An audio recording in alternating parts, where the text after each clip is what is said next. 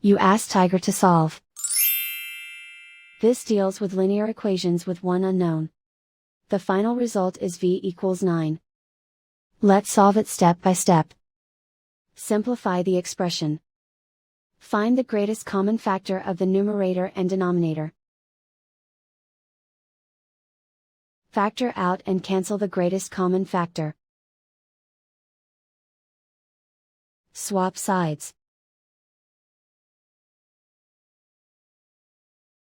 Isolate the v. Multiply both sides by 12. Group like terms.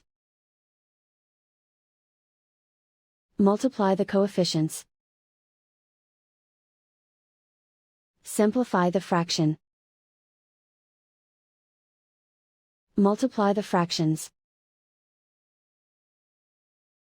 Simplify the arithmetic. And so the final result is v equals 9.